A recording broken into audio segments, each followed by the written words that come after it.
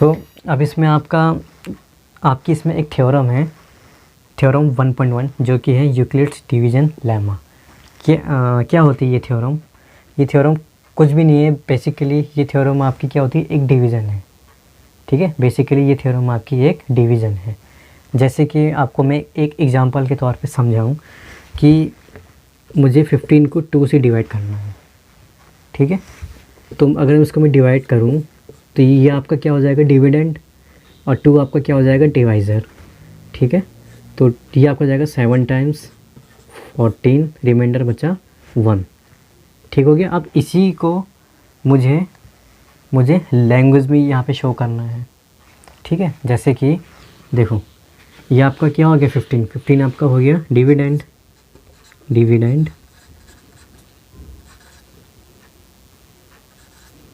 Is equal to divisor into quotient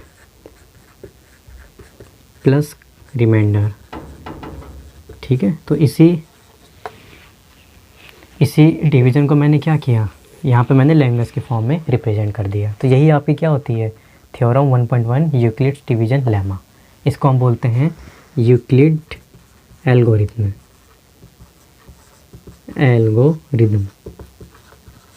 ठीक है। यही आपकी यूक्लिड्स एल्गोरिथम में भी होती है, ठीक है। तो बेसिकली आपको यूक्लिड्स एल्गोरिथम में करना क्या है? आपको इस फॉर्म में आपको आंसर देना है। आंसर का मतलब ये है कि किन्हीं दो नंबर्स के बीच का हाईएस्ट कॉमन फैक्टर आपको बताना होगा, ठीक है।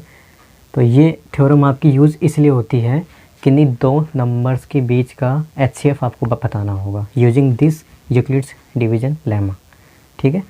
तो आपका जो थ्योरम जो आपकी NCERT बुक में दे रखी है उसको मैं ऐसे भी लिख सकता हूँ, A = BQ + R, जिसमें A क्या है? A आपका डिविडेंड है, B आपका डिवाइज़र है, Q आपका क्वोशिएंट है और R आपका रिमाइंडर है, ठीक है। इसमें एक कंडीशन ये होती है कि जो R है आपका, R इज़ ग्रेटर देन और इक्वल टू 0 होगा बट लेस देन डिवाइज़र होगा। ये कंडीशन आपकी आनी चाहिए, ठीक है। तो बेसिकली आपका यूक्लिड डिवीज़न लेमा क्या होता है? सिर्फ ये होता है, ठीक है। तो ये आपका क्यों होता है यूज़? किन्हीं दो नंबर्स के बीच का HCF फाइंड करने के लिए हम इसको यूज़ करते हैं, ठीक है। तो एक एग्जांपल लो, एक एग्जांपल लेके आपको मैं समझा दूँ। आपको HCF बताना है, फाइंड HCF ऑफ 455 एंड 42, ठीक है।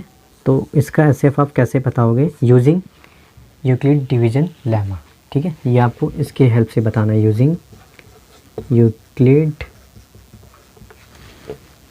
डिवीज़न लेमा, ठीक है। इसको आप अच्छे से समझिएगा। तो अब देखो इसमें क्या है? 42 इज़ लेस देन 455।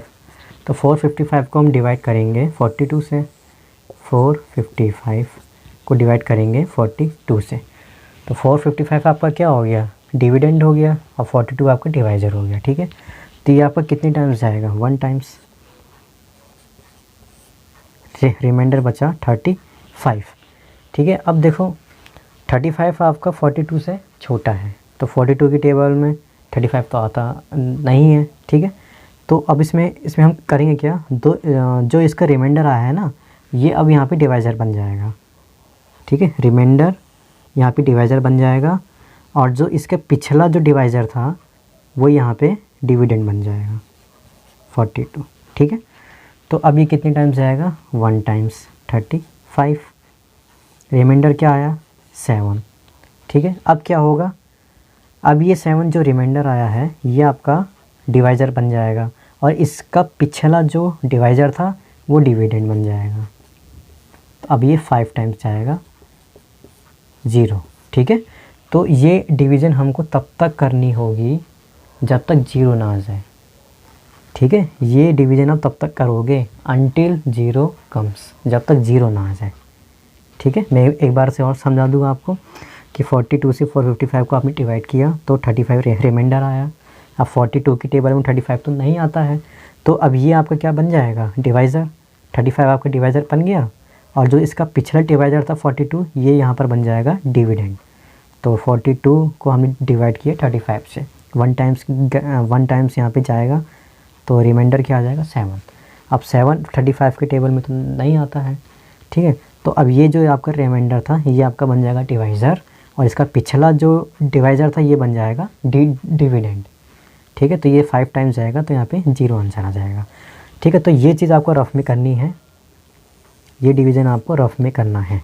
अब यूजिंग यूक्लिड्स डिवीज़न लेमा, यानी कि यूजिंग यूक्लिड्स एल्गोरिथम में हमको इस डिवीज़न को इस फॉर्म में कैसे रिप्रेजेंट करेंगे, इस फॉर्म में रिप्रेजेंट करके और उसका एचसीएफ हम कैसे फाइंड करेंगे, अब हम यहाँ पे सीखते हैं, ठीक है। तो स्टेप फर्स्ट आपका क्या है, स्टेप फर्स्ट देखो, पहला स्टेप क्या था, कहाँ से कहाँ तक, पहला स्टेप आपका ये रहा, ये, ठीक है। देखो डिविडेंड क्या था 455, तो 455 इज इक्वल टू डिवाइज़र क्या था 42, क्वोशिएंट क्या आया था 1, प्लस रिमाइंडर क्या आया था 35, ठीक है। ये आपका पहला स्टेप हो गया। देन सेकेंड स्टेप आपका, सेकेंड स्टेप, अब देखो पहला स्टेप यहाँ पे कंप्लीट, अब यहाँ से सेकेंड स्टेप स्टार्ट हो गया, ये, ठीक है। अब देखो यहाँ पर डिविडेंड बन गया, डिविडेंड 42 बन गया डिविडेंड, और डिवाइज़र क्या बन गया 35, क्वोशिएंट क्या बन गया 1, रिमाइंडर क्या बन गया 7, ठीक है। अब स्टेप थर्ड आपका ये आ गया। आपके इसमें कितने भी स्टेप्स आ सकते हैं, 3 4 5 6 स्टेप में भी आपका आंसर 0 आ सकता है, 7 स्टेप में भी आंसर 0 आ सकता है। जब तक 0 ना आए तब तक हमको डिवीज़न करते रहना है, ठीक है। तो देखो इसमें क्या हुआ, 35 आपका डिविडेंड, डिवाइज़र आपका 7, क्वोशिएंट आपका 5 और रिमाइंडर आपका 0।